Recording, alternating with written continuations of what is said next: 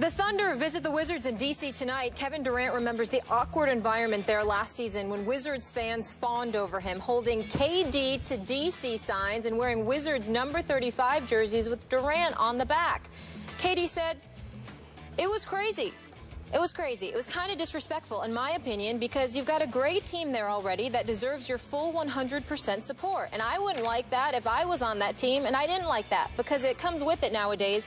I learned to embrace it a little bit more, but it's still a little awkward for me." Bradley Beal agreed, telling CSN Mid-Atlantic, "It is disrespectful because he plays for Oklahoma City. He doesn't play for Washington." Stephen A., do you agree?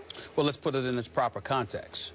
If Bradley Beal is saying that it is disrespectful for them to be rooting for Kevin Durant while he plays for Oklahoma City, to the point where he's in the arena at the Verizon Center and they're cheering his every shot and his every point and all of this other stuff. I don't think that's what he's saying. I know that. What I'm saying is that you have people in Washington, because I spoke to a few this morning that were talking about, well, that's what he meant. Okay, that's what they meant. And I was like, nope, that's not what they're talking about here. What they're talking about with the signs, KD wanting him to come here. Let me wait. I love me some Bradley Beal and John Wall. I love them both. They're good people, and they're going to be great players. They're wrong here. Bradley Beal is wrong here. I have no problem whatsoever with fans in D.C. You should be booing him during the game. You know, you don't want him to beat your team, but wanting him to come to D.C. That's campaigning. That's what you're talking about. That's campaigning. That's the operative word. That's right, the campaigning. Okay. I have no problem with it. Zero whatsoever. If you're the Washington Wizards, you better get them. You better try. You better you better exhaust every measure to get somebody who is universally recognized as one of the top 3 players on the planet. Bradley Beal with John Wall, if KD come to D.C.? Are you kidding me? I mean, that is, oh my Lord, I can't even imagine. I can't even imagine what life would be like in the nation's capital if KD rolled up in D.C. Now, I'm hearing otherwise. I understand. Okay, I'm hearing he's going to stay in OKC, or that LA's a viable option, but Washington is still a possibility. He is going to be under restricted free agent, free to go wherever he wants to go. All of that is true, but I got to tell you something. I'm looking at KD. Listen, I got tired of them relying on Nene, because Nene with Gortat wasn't working. They were going to go home in the second round. And I haven't forgiven them for losing every home game in that series against Indiana the season before last. But when I look at them right now, they decided to go small. You got Gortat at the 5. You got Otto Porter at the 3. You got either Chris Humphries or Dudley at the 4. You got Beal and Wall in the backcourt. You get KD with those two. The other 2 positions should just be out there for mop-up duty. Grab rebounds, defend, and shut the hell up and hope you get the ball. Because those 3 dudes need to be shooting all of the time.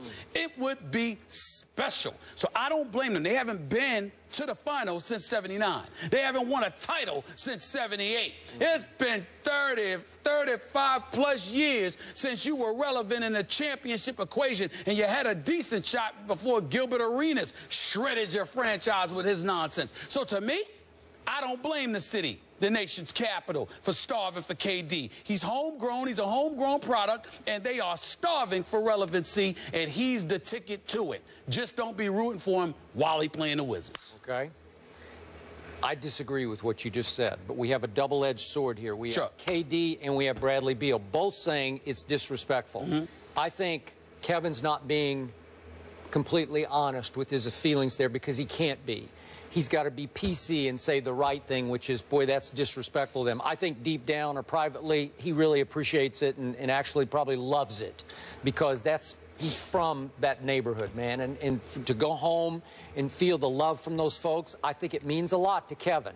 Now, let's go back to Bradley Beal. I love me some Bradley Beal. We had him on the show at the finals. Good guy. He was sensational on this show. He's got a future in this business at some point, but he's got a big future right now. He got a big future in the NBA. That brother can play. And listen, he beat my Spurs the other night. I don't know if you followed this, but he had a last-second bomb. It was sweet. That's right. Just juked LaMarcus Aldridge. Just left him. He left Kawhi Leonard, who he finally left. But we'll get into that. Okay. But I appreciate the fact that he stood up and said, that's disrespecting me, because are we chopped liver here? I get what you're saying, but I do not blame Bradley Beal for standing up and saying, I don't want our fans to be rooting for somebody as if we're nothing without that guy. Because, as you point out, the odds of them getting that guy are probably pretty small. Is that fair to say? It's pretty small. Yeah, pretty okay. small. It's not impossible. All right, not it's impossible, a shot, but pretty small. Okay, so it's 5% or 9% or whatever. So Bradley Beal's saying, hey, we're pretty good already, because they are pretty good.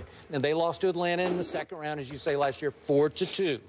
That was about as good as they could get, and that was with Paul Pierce. Are they going to miss him this year? Is it going to be the same? Will they have the same sort of, you know, that veteran gutty leadership or big shot making when it's time? I don't know.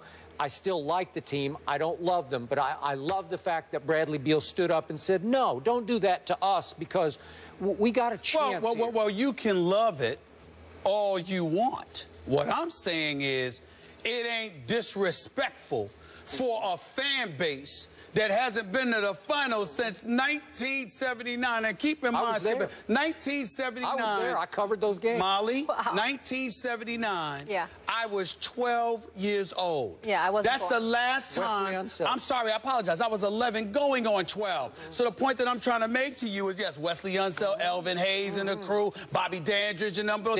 No question about it. Okay, I get it. But the flip side to it, Skip Bayless, is that it has been that long since this team has gone to the franchise. Damn it, they were called the Bullets back then, and they changed their name to the Wizards, okay? And A-Pole was the longer. They did. Listen, okay, that's fine.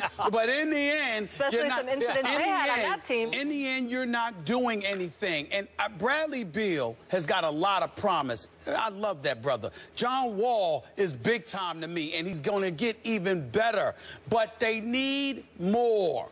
They are not beating LeBron James. No. They're not competing with Cleveland and them if you don't get a Durant. And the real question is, does Durant want to come east and contend against LeBron? Yep. I ain't getting to that. We can save that for another time. Okay. But what I'm saying, what I'm telling you is, if Durant goes to Washington, oh, it's Cleveland, Washington. There ain't even a reason to talk about anybody. Yeah, but time out. I got to say this real quick. If I'm Kevin Durant, I would much rather compete against just LeBron than the entire West, man, because the West is rough. Well, that's fair. That's fair enough, depending on how you look at it.